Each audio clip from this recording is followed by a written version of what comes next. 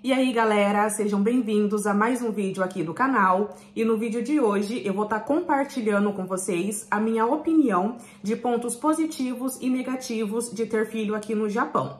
Como vocês sabem, eu e o Wagner, de primeiro momento, a gente veio com um objetivo para o Japão, que era juntar um dinheiro para comprar uma casa no Brasil, só que com o tempo o nosso objetivo mudou.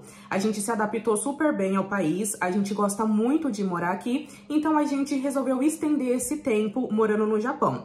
Como a gente resolveu estender o tempo, a gente resolveu engravidar aqui também.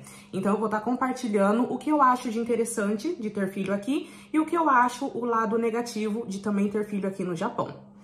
Bom, o primeiro ponto é a questão financeira, né? O governo aqui do Japão, o governo, a prefeitura, eles ajudam muito em vários benefícios para quem tá grávida. Como eu falei para vocês no outro vídeo, recebe ajuda no parto, você recebe também ajuda nas consultas de pré-natal. Aqui a mãe, ela fica mais ou menos 8 dias, de 7 a 8 dias na clínica e no hospital, para depois ir para casa, ou seja, ele só libera depois que você tiver 100% recuperada, que você consiga cuidar bem do bebê, então isso eu também achei bem legal.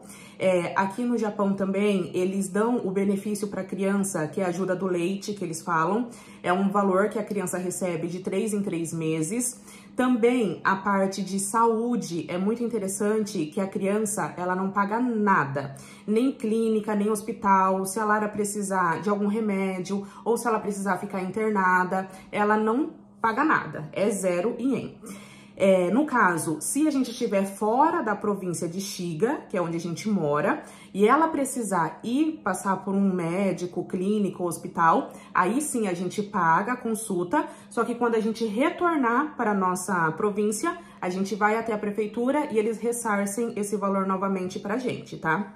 Então isso também é bem legal. A criança, ela tem o Shakai Hoken dela, que é o seguro saúde, ela é inclusa no Shakai Hoken do Wagner, mas ela não paga nada em consulta, ou remédio, internação, absolutamente 0. Outro ponto positivo também que eu acho é a licença maternidade. Como eu falei pra vocês, a licença é de até 2 anos, então de primeiro momento você tem a licença de 1 ano e você pode estar estendendo se caso não tiver vaga na creche pro seu bebê. Então isso eu também acho bem legal, porque aí o bebê já vai estar maiorzinho, né? Outro ponto positivo de ter filhos no Japão é que o seu filho, ele tem a oportunidade de aprender outras línguas. Geralmente aqui no Japão, a criança que é brasileira fala o português, o japonês e o inglês. Então isso é uma ótima oportunidade também. Ou para a criança ir direto para uma escola japonesa, ou ela pode também, no caso aqui de Shiga, a gente tem a opção da escola brasileira, só que na escola brasileira eles também ensinam o Nihongo.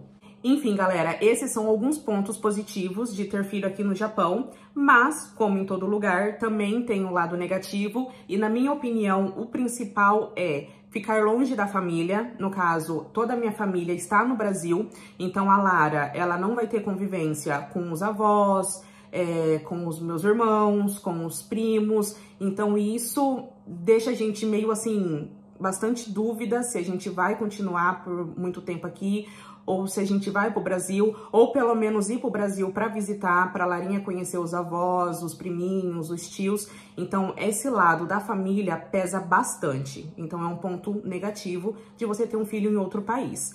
Um outro lado negativo é também referente à escola, no caso, se os pais, no caso eu e o Wagner, a gente ainda não fala japonês, então se a gente pretender colocar a Lara numa escola japonesa, se a gente não souber o Nihongo, eu acho que vai ser um pouco complicado.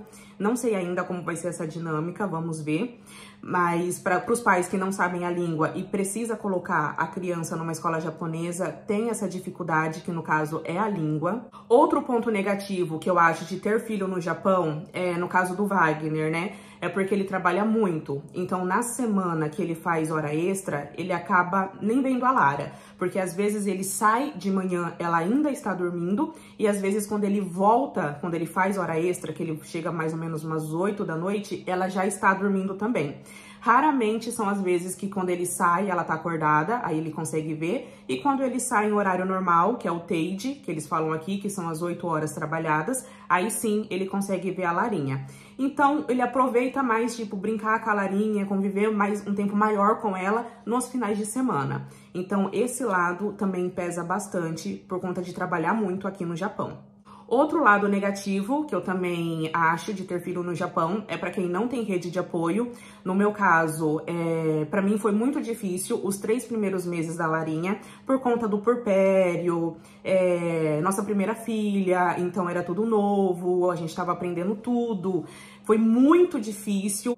Em questão também minha, sentimental, hormônios, estava tudo muito bagunçado. E você tendo que lidar com tudo isso, ainda cuidar do bebê, ainda sozinha, sem rede de apoio, para mim foi muito, muito desafiador. Mas graças a Deus a gente conseguiu passar por essa fase. Geralmente esse início é meio conturbado, né? Até mesmo a parte de adaptação, a gente se adaptar com ela se adaptar à nossa rotina. Mas graças a Deus deu certo. Só que essa parte de não ter rede de apoio, principalmente nesses 3 primeiros meses, ou pelo menos no período do puerpério, é muito complicado também. Um outro ponto negativo também, galera, é referente à saúde. Tem o ponto positivo da Larinha não pagar nada, né, nas consultas e remédios e tal. Só que o lado negativo é referente a alguns pediatras, né? Diferente do Brasil, aqui os pediatras, eles não passam remédios, como por exemplo, para cólica, gases, enfim. Como eu sofri muito com a Larinha em questão de gases e cólica nos 3 primeiros meses, eu levava ela no pediatra e o pediatra falava que era uma fase, que era assim mesmo, que iria passar. Então, eles não têm o costume de dar medicação. Eu não sei se é em todas as províncias, mas pelo menos aqui, o pediatra dela, ele não passou nenhum remédio. Também já teve um caso da filha da minha amiga, ela está com febre, ela levar no médico e o médico falar para esperar no carro e ele passar a medicação sem avaliar ela. Então, isso também é um ponto negativo que eu acho daqui. Não sei se são todos os pediatras, mas pelo menos o que ela levou, ele acabou fazendo assim. Enfim, galera, esses são alguns pontos que eu vim compartilhar com vocês. Se vocês acham que tem mais pontos positivos ou negativos, deixa aqui no comentário para mim ver também. Esses são alguns que eu lembro para estar compartilhando. A gente recebe mensagens de pessoas, né, que têm dúvidas também se como é ter filho no Japão, ou pessoas que estão no Brasil e têm filhos, têm dúvida de estar vindo com filho para o Japão.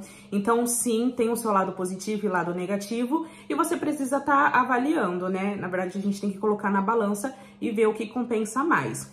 E como eu falei para vocês, de todos os pontos, o negativo que mais pesa para mim é o da Lara conviver longe da família, crescer longe da família. E o ponto positivo são todos os benefícios que você consegue, né, morando aqui no Japão.